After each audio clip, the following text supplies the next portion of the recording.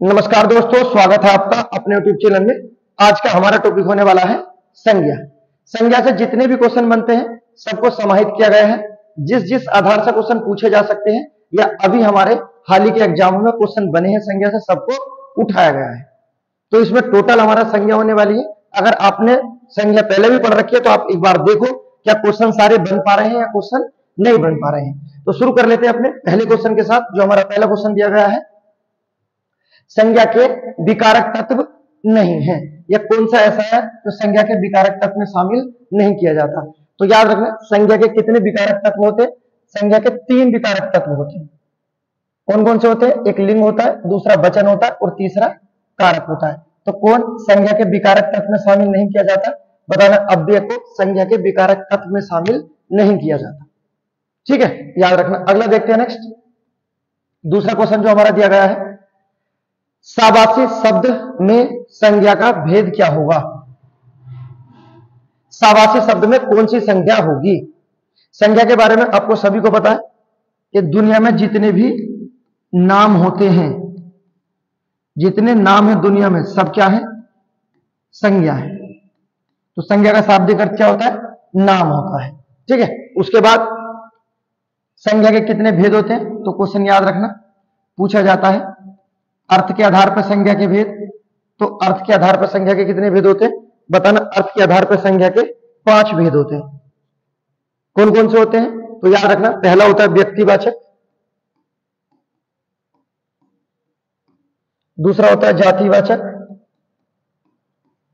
व्यक्तिवाचक, जातिवाचक, द्रव्यवाचक,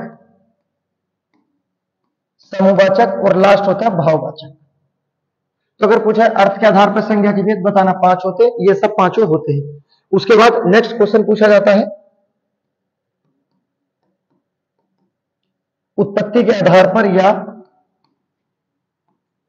संस्कृत में संज्ञा के भेद। उत्पत्ति के आधार पर या संस्कृत में संज्ञा के भेद पूछे जाए तो बताना 3 होते हैं। कौन कौन से? पहला होता है आपका ऋण, दूसरा यौगिक और तीसरा होता है योग रूप। ठीक है। तो उत्पत्ति के आधार पर कितने होते हैं? 3 होते हैं। उसके बाद नेक्स्ट पूछा जाता है, क्वेश्चन पूछा जाता है मुख्य संज्ञा के कितने भेद होते हैं? मुख्य संज्ञा के कितने भेद होते हैं? अगर इस तरह से क्वेश्चन पूछा जाए तो बताना मुख्य संज्ञा के 3 भेद होते हैं। कौन कौन से होते हैं? तो पहला बताना व्यक्तिवाचक, दूसरा बताना जातिवाचक और लास्ट भाववाचक। क्योंकि समूहवाचक और द्रव्यवाचक जो होते हैं ये हमारे जातिवाचक के अंतर्गत मान लिए जाते हैं। तो इस तरह से क्वेश्चन बनते हैं संज्ञा से। याद रखना कि अर्थ के आधार पर पूछे जाएंगे कितने भेद होते हैं, उत्पत्ति और संस्कृत के आधार पर। उसके बाद मुख्य संज्ञा के भेद पूछे जाएंगे। उसके बाद अलग जो पूछा जाता है, जो क्वेश्चन नंबर ए में दिया गया था, संज्ञा के विकारक तत्व पूछे जाते हैं। पूछे गए संज्ञा के विकारक तत्व कितने होते हैं? तो अभी हमने बता 3। कौन कौन से हैं? तीनों याद रखना, लिंग, वचन, कारक। ठीक है। तो इस तरह से क्वेश्चन पूछे जाते हैं, आपको याद रखना। यहां क्वेश्चन जो था हमारा देख लेते हैं, साबासी में कौन सी संज्ञा होगी? तो इसमें हमारा भाववाचक संज्ञा हो जाएगी। ऑप्शन नंबर डी आंसर हो जाएगा। उसके बाद देखते हैं नेक्स्ट क्वेश्चन नंबर 3 दिया गया है। इसमें दिया गया प्राकृतिक तत्व में कौन सी संज्ञा होगी? जो हमारे प्राकृतिक तत्व होते हैं इसमें कौन सी संज्ञा होती है? तो प्राकृतिक तत्व जितने भी होते हैं सब में हमारी क्या होती है? जातिवाचक संज्ञा होती है। प्राकृतिक तत्व जैसे भूकंप, उसके बाद ज्वालामुखी,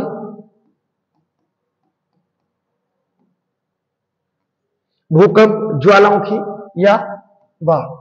इनमें पूछा जाए भूकंप, ज्वालामुखी और बाढ़ में कौन सी संज्ञा होगी? तो बताना जातिवाचक, जिसे बोलते हैं क्या? प्राकृतिक तत्व। तो प्राकृतिक तत्व के अंतर्गत ये आते हैं। और प्राकृतिक तत्व में कौन सी संज्ञा होती है? जातिवाचक संज्ञा होती है। भूकंप में भी, ज्वालामुखी में भी और बाढ़ में भी कौन सी संज्ञा हो जाएगी? जातिवाचक संज्ञा हो जाएगी। ठीक है। उसके बाद देखते हैं next question number 4। Question number 4 में क्या पूछा गया है? इसमें पूछा गया है मौसम की घटनाएं जैसे वर्षा, ओला, मौसम की घटनाएं जैसे वर्षा, ओला में संज्ञा क्या होगी? तो जो मौसम की घटनाएं होती है वर्षा, ओला, उसमें कौन सी संज्ञा होगी? तो याद रखना मौसम की जितनी भी घटनाएं होती हैं जैसे वर्षा ओला, सब में क्या होगी, जातिवाचक संज्ञा होगी। आप ये मत सोचना यहाँ वर्षा या ओला पानी का अभाव करा रहे हैं तो ये आपका द्रव्यवाचक हो जाएंगे, ऐसा नहीं है। आपको ये याद रखना कि मौसम की घटनाएं क्या होती है, कहना जातिवाचक संज्ञा होती है। उसके बाद देखते हैं क्वेश्चन नंबर 5। क्वेश्चन नंबर 5 दिया गया हमारा, किस संज्ञा का बहुवचन नहीं बनाया जा सकता। ऐसी संज्ञा बताओ जिसका बहुवचन नहीं बनाया जा सकता। ऑप्शन दिए गए व्यक्तिवाचक, भाववाचक और जातिवाचक, और ऑप्शन नंबर डी ए और सी दोनों। आया हुआ क्वेश्चन है हमारे एग्जाम में, किस संज्ञा का बहुवचन नहीं बनाया जा सकता। तो आपको बताना है व्यक्तिवाचक संज्ञा और भाववाचक संज्ञा, इनका वचन नहीं बनाया जा सकता। तो ऑप्शन नंबर डी हमारा आंसर हो जाएगा। ए और सी हमारे जो दिए गए हैं व्यक्तिवाचक और भाववाचक, इनका बहुवचन नहीं बनाया जा सकता है। ठीक है, याद रखना। उसके बाद देखते हैं नेक्स्ट क्वेश्चन नंबर 6 जो हमारा दिया गया है। क्वेश्चन दिया गया है, जब क्रिया का प्रयोग संज्ञा के रूप में हो तो वह क्या कहलाती है। जब क्रिया का प्रयोग संज्ञा के रूप में करेंगे तो क्या कहलाएगी, तो वो कहलाएगी क्रियार्थक संज्ञा। क्या कहलाएगी, क्रियार्थक संज्ञा। ऑप्शन नंबर सी हमारा आंसर हो जाएगा। ठीक है, परिभाषा याद रखना, जब क्रिया का प्रयोग संज्ञा के रूप में हो तो क्या कहलाएगी, क्रियार्थक संज्ञा कहलाएगी। अगर विशेषण होता तो विशेषणार्थक संज्ञा हो जाती। क्वेश्चन नंबर 7 देखते हैं जो दिया गया हमारा। क्वेश्चन नंबर 7, भाववाचक संज्ञा का निर्माण नहीं किया जा सकता। चार ऑप्शन दिए गए, किससे भाववाचक संज्ञा का निर्माण नहीं किया जा सकता। इसका मतलब भाववाचक संज्ञा का निर्माण किया जा सकता है, तो आपको ये याद रखना कि किस किस चीज से भाववाचक संज्ञा का निर्माण किया जा सकता है। ठीक है, याद रखना, जैसे जातिवाचक संज्ञा से भाववाचक संज्ञा का निर्माण किया जा सकता है। किससे किया जा सकता है, जातिवाचक संज्ञा से किया जा सकता है। उसके बाद सर्वनाम से भाववाचक संज्ञा का निर्माण किया जा सकता है, विशेषण से भी किया जा सकता है। जातिवाचक संज्ञा, सर्वनाम, विशेषण। उसके बाद नेक्स्ट याद रखना, क्रिया से भी भाववाचक संज्ञा का निर्माण किया जाता है। और लास्ट अव्यय, अव्यय से भी भाववाचक संज्ञा का निर्माण किया जा सकता है। अब किस तरह से किया जा सकता है एक बार देख लेते हैं, किस तरह से भाववाचक संज्ञा बनाई जा सकती है। जैसे जातिवाचक दिया गया है, और जातिवाचक में हम ले सकते हैं मनुष्य, ये जातिवाचक है। अब इसका भाववाचक किस तरह से बनाया जा सकता है, मनुष्यता। ठीक है, तो मनुष्य से क्या बना, मनुष्यता बना। तो ये क्या हो जाएगा हमारा, जातिवाचक से बना भाववाचक। उसके बाद देखते हैं क्या सर्वनाम से बनाया जा सकता है। तो कहना सर्वनाम से भी भाववाचक संज्ञा बनाई जा सकती है। जैसे अपना, अपना क्या है, ये हमारा सर्वनाम है, लेकिन अगर हो जाएगा अपनापन, तो ये क्या हो जाएगा, अपनापन हमारा भाववाचक संज्ञा हो जाएगी। तो सर्वनाम से भी बन सकता है, विशेषण से बन सकता है क्या, तो बताना विशेषण से भी बन सकता है। जैसे अच्छा,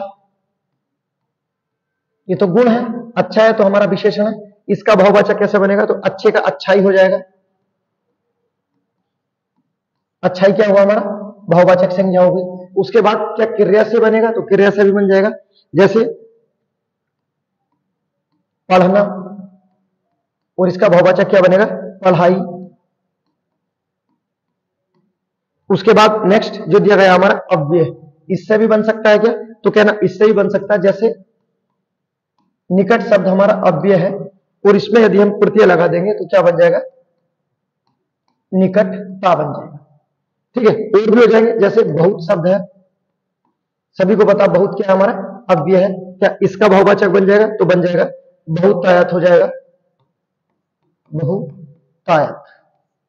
ठीक है, तो इन शब्दों से भाववाचक संज्ञा बनाई जा सकती है। आप याद रखना, यही वो 5 हमारे पॉइंट है जो हमें याद रखने हैं। कौन कौन से हैं, तो पहले बताना जातिवाचक से भाववाचक बनती है, सर्वनाम से भाववाचक बनती है, विशेषण से भाववाचक बनती है, क्रिया से भाववाचक बनती है, और अव्यय से भाववाचक बनती है। आप स्क्रीनशॉट ले सकते हो और समझना, क्योंकि संज्ञा से क्वेश्चन है और ये बिल्कुल ऐसा पॉइंट है जहां से हमारे क्वेश्चन एक भी गलत नहीं होना चाहिए, क्योंकि दुनिया सब सही करेगी और हमारा गलत हुआ तो बहुत गलत होगा। तो क्या था क्वेश्चन, भाववाचक संज्ञा का निर्माण नहीं किया जा सकता।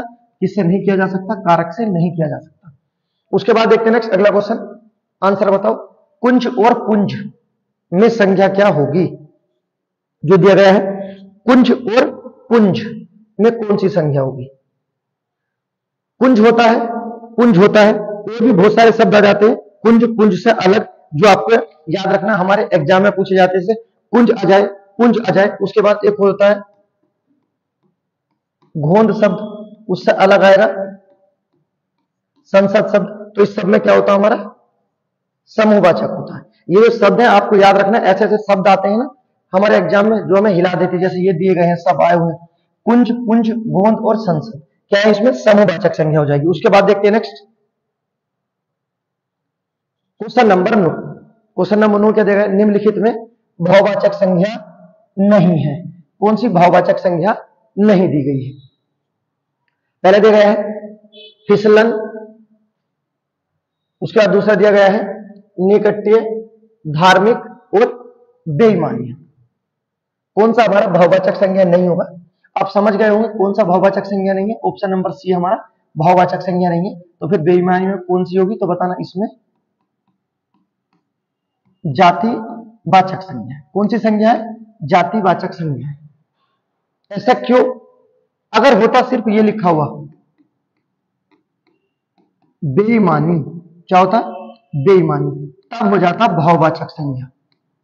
लेकिन ये क्या लिखा हुआ था? बेईमानियां। अब ऐसा क्यों? आपको एक चीज याद रखनी है, जब कभी भी भाववाचक जो संज्ञा होती है, जब कभी भी भाववाचक संज्ञा को वचन में बदल दिया जाता है, जब भाववाचक संज्ञा को वचन में बदल दिया जाता है, अर्थात भाववाचक संज्ञा का वचन बढ़ा दिया जाता है, इसे बहुवचन बना दिया जाता है, तो ये किसका रूप ले लेती है? तो ये जातिवाचक का रूप ले लेती है। ठीक है, तो याद रखना, जब कभी भाववाचक संज्ञा का बहुवचन बनाया जाता है, किसका? भाववाचक संज्ञा का बहुवचन बनाया जाता है या वचन बढ़ा दिया जाता है, तो किसका रूप ले लेती है? जातिवाचक का ले लेते हैं। जैसे अगर होता बेईमानी तो हम कहते हैं भाववाचक, लेकिन इनमें पूरा बोल दिया बेईमानियां, तो क्या हो जाएगा हमारा? जातिवाचक। ऑप्शन नंबर सी हो जाएगा, जो बताया मैंने आपको याद रखना है। उसके बाद देखते हैं नेक्स्ट अगला क्वेश्चन जो हमारा दिया गया है, देवनागरी शब्द में संज्ञा बताओ। बिल्कुल बेसिक क्वेश्चन, डायरेक्ट पूछ लिया, देवनागरी शब्द में कौन सी संज्ञा होगी? बताओ, देवनागरी शब्द में क्या संज्ञा होगी हमारी? तो ये क्या है? हमारी लिपि है। ठीक है, अगर लिपि होता, पूरा होता लिपि, तो हम बताते थे जातिवाचक, लेकिन ये तो लिपि के अंदर से पूछा गया है। कौन सी लिपि? कि देवनागरी लिपि। तो अब देवनागरी लिपि क्या हो जाएगी हमारी? ऑप्शन नंबर ए हो जाएगा, व्यक्तिवाचक। अगर होता सिर्फ लिपि, ठीक है, तब हमारा जातिवाचक होता। यहां तो देवनागरी नाम दे दिया, और नाम किसमें होते? व्यक्तिवाचक में। क्वेश्चन पूछा गया है direct, question number 11। Question number 11 में क्या पूछा गया है? ज्वालामुखी शब्द में संज्ञा बतानी है। किसमें? ज्वालामुखी शब्द में संज्ञा क्या होगी? ज्वालामुखी शब्द में संज्ञा क्या होगी? तो ज्वालामुखी संज्ञा में क्या होगी? ज्वालामुखी में जातिवाचक संज्ञा। इसके बारे में बात कर चुके हैं अभी। उसके बाद देखते हैं नेक्स्ट, दैनिक जागरण शब्द में संज्ञा क्या होगी? दैनिक जागरण शब्द में क्या संज्ञा होगी? दैनिक जागरण आपको याद रखना है। अगर होता समाचार, होता समाचार में क्या संज्ञा, तो बताते हम समाचार जातिवाचक हो जाए। लेकिन समाचार पत्र का नाम दे दिया यहां पर दैनिक जागरण, या होता अमर उजाला। तो दैनिक जागरण, अमर उजाला, इसमें क्या हो जाएगा हमारा? व्यक्तिवाचक, क्योंकि समाचार पत्र के नाम है ये। अगर होता समाचार तो हमारा जातिवाचक हो जाता। ठीक है, उसके बाद देखते हैं नेक्स्ट अगला क्वेश्चन जो हमारा दिया गया है। नेक्स्ट क्वेश्चन देखते हैं जो दिया गया है, संविधान शब्द में कौन सी संज्ञा होगी? किसमें पूछा? संविधान शब्द में कौन सी संज्ञा होगी? तो संविधान शब्द में क्या संज्ञा होगी? बिल्कुल बेसिक है, संविधान शब्द में कौन सी संज्ञा होगी? व्यक्तिवाचक संज्ञा होगी। ठीक है, याद रखना क्योंकि पुस्तक का नाम है। उसके बाद देखते हैं गणतंत्र दिवस में संज्ञा बतानी। गणतंत्र दिवस में कौन सी संज्ञा होगी? गणतंत्र दिवस, तो गणतंत्र दिवस में जो होगी, इसमें भी हमारी व्यक्तिवाचक संज्ञा होगी, क्योंकि संविधान पुस्तक थी तो व्यक्तिवाचक बना। यहां गणतंत्र है तो गणतंत्र क्या है हमारा? ये तो ये किसके नाम होते? तो त्योहारों के नाम है। ठीक है। त्योहार के नाम किसमें होते हैं? अगर त्योहार होता तो जातिवाचक, त्योहार का नाम जैसा आया गणतंत्र दिवस या स्वतंत्रता दिवस होता या होली, दीपावली, कुछ भी होता तो क्या हो जाता हमारा? गणतंत्र दिवस, स्वतंत्रता दिवस, होली, दीपावली, इनमें सब में क्या होगा? व्यक्तिवाचक होगा। लेकिन अगर होता सिर्फ त्योहार में कौन सी संज्ञा है तो तब बताते हैं हम त्योहार में हो जाती है हमारी जातिवाचक, लेकिन त्योहार का नाम आया है तो व्यक्तिवाचक हो जाएगी। उसके बाद देखते हैं next question number 15। Question number 15 दिया गया है निम्नलिखित में व्यक्तिवाचक संज्ञा नहीं है। किसमें व्यक्तिवाचक संज्ञा नहीं दी गई है? कौन सा होगा जो हमारा व्यक्तिवाचक संज्ञा नहीं है? समुद्र के नाम, पशुओं के नाम, नदियों के नाम, महीनों के नाम, किसमें हमारा नहीं होगी व्यक्तिवाचक संज्ञा? तो जो पशुओं के नाम है ये हमारे व्यक्तिवाचक संज्ञा में नहीं आते। पशुओं के नाम किसमें आते हैं? जातिवाचक संज्ञा में आते हैं। जैसे नाम लिख सकते हो गाय, और गाय में कौन सी संज्ञा होगी? तो सभी को पता है इसमें जातिवाचक संज्ञा होगी। ठीक है। अन्य किसी में भी जैसे दिए गए हैं हमारे महीनों के नाम, अगर आप किसी भी महीनों के नाम लिख दोगे जैसे जनवरी तो ये क्या हो जाएगा? हमारा व्यक्तिवाचक हो जाएगा। नदियों के नाम अगर आप गंगा लिख दोगे तो हमारा व्यक्तिवाचक बन जाएगा। उसके बाद क्या है? समुद्र में किसी का नाम लिख दोगे तो भी हमारा क्या बन जाएगा? व्यक्तिवाचक बन जाएगा। तो बनेगा कौन सा नहीं? तो बताना पशुओं के नाम नहीं बनेंगे क्योंकि ये तो जातिवाचक में आते हैं। उसके बाद देखते हैं नेक्स्ट क्वेश्चन नंबर 16। जातिवाचक संज्ञा नहीं है, इसमें बताना कौन सी जातिवाचक संज्ञा नहीं होगी। इसमें दिए गए हैं पहला प्राणियों के नाम, दूसरा दिया गया है पक्षियों के नाम, पदों के नाम, समाचार पत्रों के नाम। तो अभी बात कर रहे थे जब अमर उजाला, दैनिक जागरण आए थे, समाचार पत्रों के जितने भी नाम होंगे, ठीक है, सब क्या बन जाएंगे हमारे? ये व्यक्तिवाचक बन जाएंगे। ठीक है। समझना, देखो कितना बदलाव आया है अब हिंदी में और संज्ञा में भी। तो जो हमारे समाचार पत्रों के नाम होते हैं सब क्या होते हैं? ये व्यक्तिवाचक होते हैं। क्वेश्चन क्या है? कौन सा जातिवाचक नहीं होगा? तो कहना हमारा ऑप्शन नंबर डी हो जाएगा। उसके बाद देखते हैं क्वेश्चन नंबर 17 दिया गया ऑक्सीजन, रेत, पत्थर में संज्ञा क्या होगी? ऑक्सीजन, रेत और पत्थर में कौन सी संज्ञा होगी? ऑक्सीजन, रेत, पत्थर में कौन सी संज्ञा होगी? तो कौन सी संज्ञा होगी? इसमें हो जाएगी हमारी द्रव्यवाचक संज्ञा। कौन सी संज्ञा हो जाएगी? द्रव्यवाचक संज्ञा हो जाएगी, याद रखना। उसके बाद दिया गया निम्नलिखित में भाववाचक संज्ञा नहीं है। कौन सा शब्द है जो भाववाचक संज्ञा नहीं बनाता? किसमें भाववाचक संज्ञा नहीं दी गई है? सुंदर दिया गया है, परायापन, कठोरता, देहाती। तो जो दिया गया है हमारा सुंदर, इसमें भाववाचक संज्ञा नहीं होगी। तो फिर क्या है? ये हमारा विशेषण है। सुंदर, अच्छा, बुरा, ये क्या होगा? हमारा विशेषण हो जाएगा। उसके बाद देखते हैं next question number 19। Question number 19 जगह निम्नलिखित में भाववाचक संज्ञा नहीं है। इसमें ही बताना है कौन से में भाववाचक संज्ञा नहीं है। भाववाचक संज्ञा से ज्यादा क्वेश्चन पूछे जाते हैं, बताओ कौन सा नहीं होगा।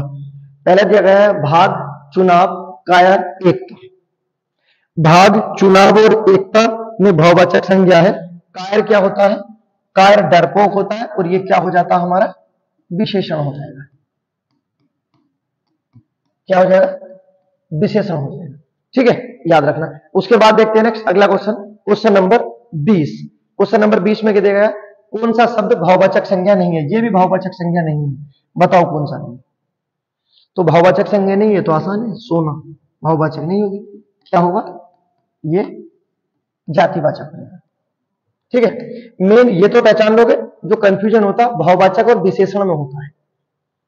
उसके बाद देखते हैं next question number 21। Question number 21 में क्या देगा? निम्नलिखित में कौन सा शब्द संज्ञा है? संज्ञा, कौन सा शब्द संज्ञा है? क्रोध, क्रोधित, क्रोधी और क्रुद्ध, कौन सा शब्द है जो हमारा संज्ञा है? तो क्रोध जो है हमारा ये संज्ञा है। ठीक है, बाकी अन्य शब्द संज्ञा नहीं है। ये क्वेश्चन कई बार आया है, आपको याद रखना है। क्रोध क्या हमारा संज्ञा शब्द है। ठीक है, आपको बताना है कि गिवन है क्रोध में कौन सी संज्ञा होगी। उसके बाद देखते हैं नेक्स्ट अगला question, question number 22। Question number 22 दिया गया है, निम्नलिखित में भाववाचक संज्ञाएं कौन सी है, अर्थात एक साथ जोड़ दी गई है और पूछा गया है कौन सी भाववाचक संज्ञाएं होंगी। सेना नहीं होगी, भाववाचक तो बननी नहीं है, शुरू में ही खत्म। दूसरा यो नभ है, यो बन है, यो बन, तो यो बन तो होता है, लोभ भी होता है, मोह भी होता है।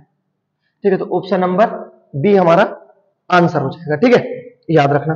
उसके बाद देखते हैं नेक्स्ट क्वेश्चन नंबर 23 जो दिया गया है। क्वेश्चन नंबर 23 दिया गया हमारा, ज्यादती भाववाचक संज्ञा का विशेषण रूप क्या होगा। ज्यादती जो हमारा भाववाचक संज्ञा है, इसका विशेषण रूप क्या होगा। तो ज्यादती भाववाचक संज्ञा, इसका विशेषण रूप क्या होगा हमारा, ज्यादा हो जाएगा। ज्यादा हमारा विशेषण होगा, इससे बनेगा ज्यादती क्या बन जाएगा, भाववाचक संज्ञा रूप ले लेगी। उसके बाद देखते हैं next question number 24। Question number 24 देखते हैं जो दिया गया है, क्या लिखा है, ग्रामीण का संज्ञा रूप क्या होगा। ग्रामीण का संज्ञा रूप क्या होगा। तो ग्रामीण का संज्ञा रूप जो बनेगा आपका ग्राम। ठीक है, क्या होगा, ग्रामीण का ग्राम होगा। उसके बाद देखते हैं नेक्स्ट अगला क्वेश्चन नंबर 25, भाववाचक संज्ञा शब्द कौन सा है। कौन सा शब्द है जो हमारा भाववाचक है। पहला दिया गया है लालिमा, निराश, विवाह, अनुच्छेद। तो जो दिया गया है भाववाचक संज्ञा हमारा कौन सा होगा, लालिमा हो जाएगा। ठीक है, विशेषण से बनी भाववाचक संज्ञा है। उसके बाद देखते हैं नेक्स्ट क्वेश्चन नंबर 26। सारे क्वेश्चन करो, अगर सारे सही हो रहे हैं तो अच्छा है, संज्ञा सही है, नहीं है तो एक बार संज्ञा को सही से पढ़ो, अच्छे से, ढंग से। क्वेश्चन देखते हैं 26 जो दिया गया, निम्नलिखित में क्या व्यक्तिवाचक संज्ञा नहीं है। कौन सा व्यक्तिवाचक संज्ञा नहीं है। होली तो व्यक्तिवाचक है क्योंकि ये तो त्योहार का नाम है। पूर्व भी व्यक्तिवाचक है क्योंकि दिशा का नाम है। हिमालय भी व्यक्तिवाचक है क्योंकि, ठीक है, पर्वत का नाम है। कौवा जो होते हैं कौवे, पूरी एक जाति को दर्शाते हैं, तो ये व्यक्तिवाचक ना होकर क्या हो जाएगा, जातिवाचक है। अगला क्या है, सूर की भाववाचक संज्ञा क्या होगी। सूर की भाववाचक संज्ञा क्या बनेगी। शौर्यता, शौर्य, शूरपन, शूरवीरता। सूर शब्द की भाववाचक संज्ञा क्या बनेगी, शौर्य बनेगी। ठीक है, उसके बाद देखते हैं next question number 28। Question number 28 देखते हैं जो हमारा दिया गया है, निम्नलिखित वाक्यों में संज्ञा के रूप में क्या प्रयोग किया गया है। वह इनमें से एक को जानता है। वह इनमें से एक को जानता है, इनमें से कौन सा शब्द है जो संज्ञा के रूप में प्रयोग किया गया है। अब देखो किस तरह से क्वेश्चन पूछा गया है। निम्नलिखित वाक्यों में संज्ञा के रूप में क्या प्रयोग किया गया है। वाक्य दे दिया गया है, वह इनमें से एक को जानता है, इसमें कौन सा शब्द है, अब बताओ, जो हमारा संज्ञा रूप प्रदान करता है। तो इनमें जो दिया गया हमारा एक क्या है, ये हमारा संज्ञा है, अन्य कोई शब्द हमारा संज्ञा नहीं होगा। उसके बाद देखते हैं next question number 29। Question number 29 में क्या दिया गया है, निम्नलिखित में क्रियार्थक संज्ञा क्या है। एक क्वेश्चन और था पहले कि क्रियार्थक संज्ञा क्या होती है, तो परिभाषा याद रखना, क्रियार्थक संज्ञा क्योंकि पूछी जाती है जब क्रिया का प्रयोग संज्ञा के रूप में होने लगे, जब क्रिया का प्रयोग संज्ञा के रूप में होने लगे उसे क्या कहते हैं, क्रियार्थक संज्ञा कहते हैं। ठीक है, अब देखते हैं किसमें क्रिया का प्रयोग संज्ञा के रूप में किया गया है। मंत्री जी के ठहरने की व्यवस्था की जाए, इसमें क्रियार्थक संज्ञा बतानी है, क्या होगा, मंत्री जी, उसके बाद व्यवस्था। ठीक है, नेक्स्ट दिया गया सी, कीजिए या ठहरने। क्या आंसर होगा, बिल्कुल क्रियार्थक संज्ञा का। तो याद रखना, मंत्री जी के किसकी व्यवस्था करनी है, ठहरने की व्यवस्था करनी है। ठीक है, तो ये क्या हो जाएगा, हमारा क्रियार्थक संज्ञा हो जाएगा। इस तरह से भी क्वेश्चन आते हैं। आप बताओ क्रियार्थक संज्ञा क्या होती है या विशेषणार्थक संज्ञा क्या होती है। जब विशेषण का प्रयोग संज्ञा के रूप में किया जाएगा तो वो बन जाएगा विशेषणार्थक संज्ञा, यहाँ क्या क्रियार्थक संज्ञा। तो इस तरह से क्वेश्चन बनते हैं और ये आधुनिक हिंदी के आधार पर। अब अपडेट रहो, अब तो फोन भी अपडेट हो जाते हैं, लेकिन कुछ अपडेट नहीं होते हैं बच्चे। शुरू करते हैं, नेक्स्ट देखते हैं जो हमारा क्वेश्चन दिया गया है 30। निम्नलिखित वाक्य में रेखांकित शब्द में कौन सी संज्ञा को दर्शाया गया है या दर्शाता है। इतिहास में कई चंद्रगुप्त मिलते हैं, इसमें कौन सी हमारी संज्ञा होगी। भाववाचक, क्रियार्थक, व्यक्तिवाचक या जातिवाचक, कौन सी संज्ञा होगी। तो आपको याद रखना, जब किसी भी व्यक्ति, ठीक है, या किसी भी चीज को एक उपाधि के तौर पर दर्शाया जाए, ठीक है, और संपूर्ण जाति के बारे में बताया जाए, या आप ऐसे याद रखो सीधी लाइन में, जब किसी को किसी की उपाधि दे दी जाए तो व्यक्तिवाचक रूप से सीधी सी कहां चली जाती है, जातिवाचक चली जाती है। ठीक है, तो यहां जो दिया गया है इतिहास में कई चंद्रगुप्त मिलते हैं, इसमें चंद्रगुप्त में कौन सी संज्ञा है, तो कहना जातिवाचक। ठीक है, क्योंकि पूरी जाति को दर्शाया गया है। उसके बाद देखते हैं next question number 31। Question number 31 दिया गया है, जातिवाचक संज्ञा सर्वनाम, विशेषण, क्रिया, अव्यय से कौन सी संज्ञा बनती है। अभी हम लास्ट में जब पहला क्वेश्चन कर रहे थे हमने इसके बारे में परिभाषा पढ़ी थी, आप बिल्कुल आसानी के आधार से बना सकते हो कि देखो जातिवाचक संज्ञा सर्वनाम, विशेषण, क्रिया और अव्यय, पांचों आधार हो गए, से कौन सी संज्ञा बनती है, तो आप बता सकते हो भाववाचक संज्ञा बनती है। ऑप्शन नंबर सी हमारा आंसर हो जाएगा। कई तरह से क्वेश्चन पूछा जाया था, इसी वजह से बताया कि सब तरह से कैसे ही क्वेश्चन पूछा जाए आपका कंप्लीट होगा। उसके बाद देखते हैं नेक्स्ट, गांधी को राष्ट्रपिता कहा गया है, वाक्य में संज्ञा किस से किस रूप में परिवर्तित हो रही है। क्वेश्चन देखते हैं जो दिया गया है, गांधी जी को राष्ट्रपिता कहा गया है, वाक्य में संज्ञा किस रूप से किस रूप में परिवर्तन हो रही है। आपको बताना है, ऑप्शन नंबर सी हमारा आंसर हो जाएगा। किस रूप से, जातिवाचक से व्यक्तिवाचक के रूप में परिवर्तन हो रही है। उसके बाद देखते हैं next question number 33। Question number 33 क्या दिया गया है, व्युत्पत्ति के आधार पर संज्ञा के भेद बताओ। किस आधार पर, व्युत्पत्ति के आधार पर संज्ञा के भेद बताओ। व्युत्पत्ति के आधार पर संज्ञा के 3 भेद होते हैं, इसके बारे में हम शुरू में बात कर चुके थे। पहला क्या होता है, रूढ़, दूसरा यौगिक और तीसरा योग रूढ़। ठीक है, उसके बाद देखते हैं नेक्स्ट क्वेश्चन देखते हैं 34 जो हमारा दिया गया है, निम्नलिखित विशेषणों में संज्ञा को पहचानिए। विशेषण दिए गए, इसमें से हमें एक संज्ञा पहचाननी है। ठीक है, क्वेश्चन नंबर 34 पहले दिया गया है, नियमित, पाश्चात्य, अनुशासन या आसमानी। तो कौन सा हो जाएगा हमारा, संज्ञा के रूप में क्या होगा, अनुशासन क्या होगा हमारा, संज्ञा होगा। अन्य शब्द विशेषण। नेक्स्ट देखते हैं, निम्नलिखित में से इनमें से 4 ऑप्शन दिए गए और एक संज्ञा पहचानिए। ठीक है, कौन सा हमारा संज्ञा रूप है। पहले सभा, उसके बाद गहरा, पतला, हरा। तो ये रंग है, रंग विशेषण है। गहरा ये भी, उसके बाद पतला, मोटा, ये सब क्या है, विशेषण। सभा क्या बन जाएगी हमारी, ये आंसर हो जाएगा ऑप्शन नंबर ए, क्या है हमारी संज्ञा है। उसके बाद देखते हैं क्वेश्चन नंबर 36। क्वेश्चन नंबर 36 दिया गया है, वो क्वेश्चन नंबर 36 में क्या पूछा गया है, बाप का संबंधवाचक संज्ञा रूप बताना है। अब देखो संबंधवाचक संज्ञा पूछी है किसकी, बाप की, क्या होगा। पहले दिया गया ऑप्शन नंबर ए में बपोती, बी में दिया गया है बापति, उसके बाद बपोती, उसके बाद जो दिया गया है नेक्स्ट बाप। तो ऑप्शन नंबर सी हमारा आंसर हो जाएगा, क्या होगा, बाप का बपोती होता है। ठीक है, ना कि बपोता होता है। उसके बाद देखते हैं नेक्स्ट क्वेश्चन नंबर 37 जो दिया गया है, क्या दिया गया है, जिस संज्ञा में एक ही प्रकार की वस्तु अथवा व्यक्तियों का बोध हो उन्हें क्या कहते हैं। अब ये संज्ञा की परिभाषा पूछी गई है। अब आप देखो कौन सी संज्ञा की परिभाषा है। हमारे 5 प्रकार की संज्ञा होती है हमारे अर्थ के आधार पर, उसमें कौन सी संज्ञा इसकी परिभाषा को फुलफिल करता है। जिस संज्ञाओं में एक ही प्रकार की वस्तु अथवा व्यक्तियों का बोध हो, एक ही प्रकार की वस्तु हो और एक ही प्रकार के व्यक्ति हो, उस संज्ञा को क्या कहते हैं? तो उसे कहते हैं हम जातिवाचक। क्या कहते हैं? जातिवाचक संज्ञा कहते हैं। उसके बाद देखते हैं नेक्स्ट क्वेश्चन नंबर 38। आप देख सकते हो किस किस तरह से क्वेश्चन आते हैं। क्वेश्चन क्या पूछा गया है? स्वतंत्रता सबको प्यारी होती है, वाक्य में रेखांकित शब्द में संज्ञा का भेद बताना है। अर्थात आपको इतना बताना है बस कि स्वतंत्रता में कौन सी संज्ञा होगी। सब क्वेश्चन हमारे एग्जाम में आए हुए हैं, अगर देखो ये भी गलत हो रहा है तो बहुत गलत बात है। तो ये क्या हो जाएगा? स्वतंत्रता सबको प्यारी होती है, स्वतंत्रता में कौन सी संज्ञा होगी?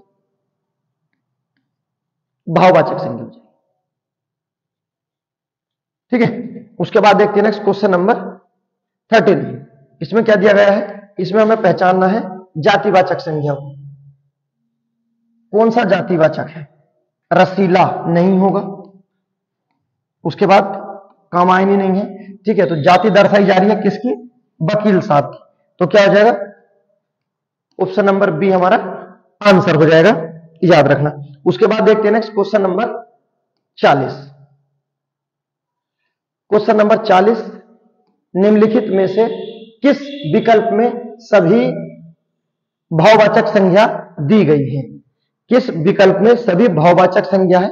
ये आपके लिए गिव अवे है, आपको बताना है। वो मेरा बताने का तात्पर्य ये था कि मैंने संज्ञा से प्रतिशत इस वजह से कराया है कि हिंदी के साथ मजाक नहीं होनी चाहिए, व्यवस्था के साथ करो, क्योंकि कहीं से भी क्वेश्चन पूछे जा सकते हैं। और जब हिंदी से क्वेश्चन पूछे जाते हैं तो हिंदी एक हमारा ऐसा वो होता है कि जो हमें 100% स्कोर दे सकता है। ठीक है, तो इसका आंसर आपको बताना है क्वेश्चन नंबर 40 का, क्या इसका आंसर होगा। उसके बाद वीडियो पसंद आई तो लाइक करें, सब्सक्राइब करें। उसके बाद मिलते हैं एक और टॉपिक वाइज वीडियो के साथ। तब तक के लिए गुड बाय।